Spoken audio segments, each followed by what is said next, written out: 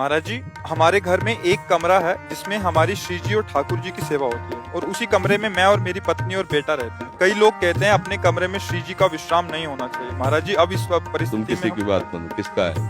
हाँ, किसी की बात मत मानो। हम सेवक है, हमारे स्वामी है, हम उनके साथ ही तो रहेंगे। श्री जी हमारे कमरे में नहीं, श्री जी और कमरे में नहीं, हम और कमरे में रहे, नहीं जरूरत है हमें किसी और ऐसे सिद्धांत की। अगर हमारे पास कमरा भी नहीं तो अपनी सैया में सुलाएंगे। सिराने हमारी श्री जी सो रही, करवट लेके हम उनके पास सो रहे। ये प्रेम की उपासना है, भाव की बात है। जैसे बहुत भाव से रहना है। अब जिनके पास एक कमरा है, श्री जी न विराजमान करे, भाई सिद्धांत है। श्री जी के सामने खाना नहीं खाना, श्री जी के सामने पैर फैला के नहीं लेटना, श्री जी के सामने जोर से नहीं बोलना। ये कहाँ का? मंदिर का।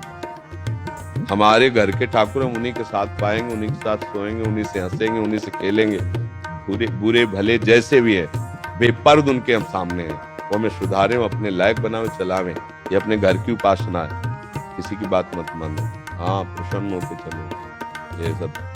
ये सब बाहरी बातें हैं। अपने प्रेम में बाहरी बातें नहीं होती। बाहरी सिद्धांत ठाकुर जी को अधीन नहीं कर सकते, ध्यान रखना।